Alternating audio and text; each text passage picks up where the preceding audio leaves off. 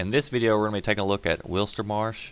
It's Conquest. We're playing as the Russians against the Europeans. Europeans have full support. We have no support, which puts us at a big disadvantage coming out of the gate. What we're going to try to do is send a rifleman to Foxtrot, a rifleman to Sierra, and a transport and rifleman to Zulu for our opening move. Now, we can beat the Euros to Zulu if you're flawless in coming out of the gate and being able to move your units properly.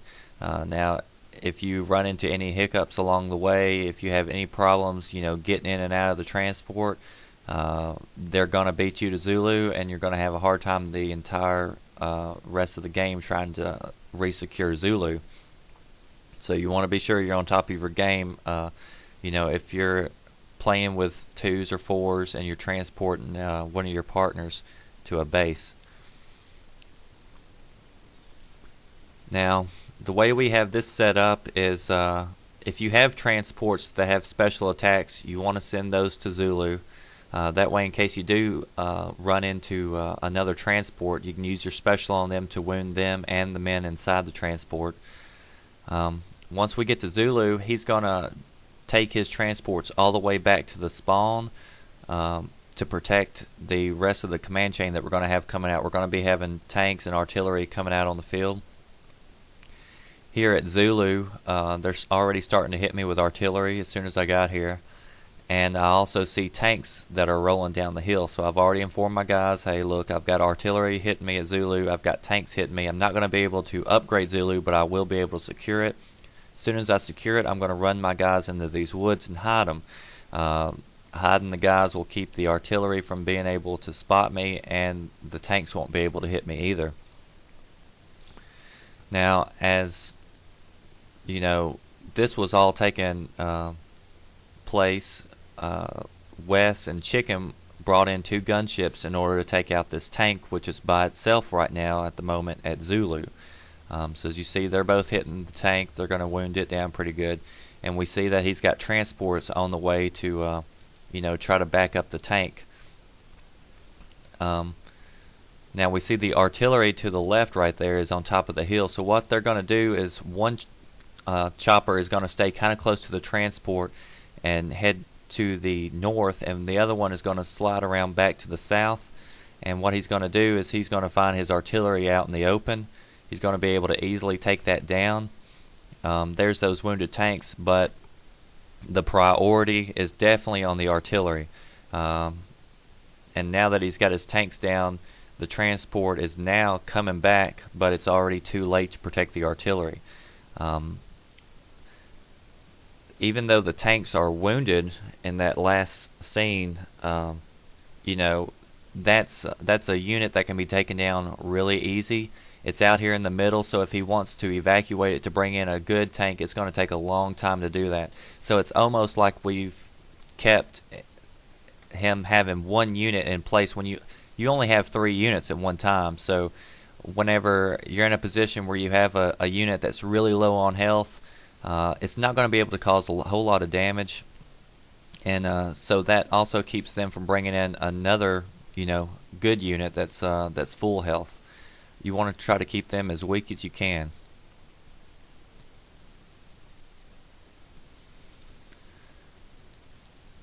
Now, in this particular situation, they've got Force Recon coming in. They've got one coming in here to Sierra. And what I was planning on doing was sending tanks and transports to Zulu to back up Zulu. In this particular situation, I made a bad call by trying to get my transports to just drive by the Force Recon. And in the process, I lost a transport right here at the beginning as soon as it was deployed. And now I've got to wait for it to be evacuated. And now I've got to use 4 more points to call in another transport, which uses up a reserve. And it was just a bad play by me. It's better just take that opportunity and just move the transports back. Now, as you see right here, he saw an opportunity to bring his transports in to try to get our artillery, which had nothing protecting it from that side, which was a decent move. But we were able to EMP the transport, and as you saw, everybody focused their attention on getting rid of that transport because you got to keep your artillery alive on this map. Now, We also see that my guys in Zulu have spotted men in the woods also at Zulu with me. So what I'm going to do is I'm going to just snipe them, and I'm going to run back. And every time I get a snipe, I'll run up, I'll try to snipe them, and then I'm going to run back. I'm just going to shoot and run. And because I'm at a disadvantage in the beginning because I already have lower health than they do. In this particular situation, they had UAV attacking me. My tank was out. It was kind of by itself. I have to keep this tank alive in order to stop a deep strike from the opponents. So as you see, I used my Bumblebee, my special attack, to get rid of the UAV. You have to get rid of the UAV.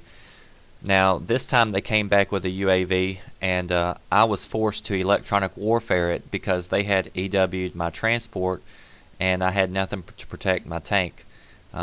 So I'm just showing you, sometimes you have to use kind of drastic measures for the smallest of things just to make sure you're in the best position, because now they're going to have a hard time ever deep striking Zulu or taking Zulu back because I have a rifleman, a tank, and a transport over there. Now as you see right here, we've got men at Yankee.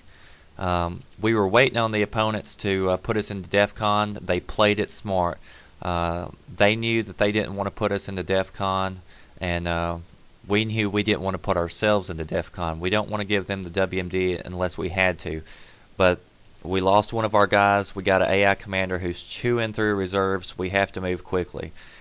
So what we were able to do was, the guys were great about clearing out Delta and Yankee, and what they're taking is Delta and Yankee at the same exact time, which put us into victory mode. And because we were able to take two bases at the same time, even though they crashed a base, we're still have the victory counter counting down. And that's important. You never want to lose that counter counting down. So we haven't seen a lot of troop movement from the opponents here for a minute or so. So we kind of have an idea that they're going to try for a deep strike. They got force recon coming into Yankee. So what we're going to do is EMP the force recon, try to wear it down as much as possible so it doesn't cause us damage. And that way our units are still, have good health.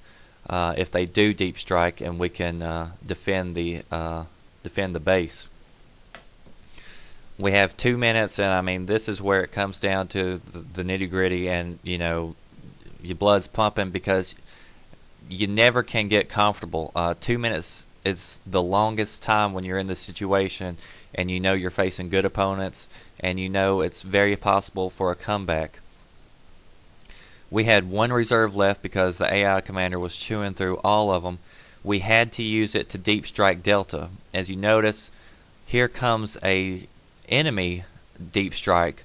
I tried to EMP it, but if you don't EMP the deep strike before it gets to the place where it was going to originally drop off, they're still going to drop off their units.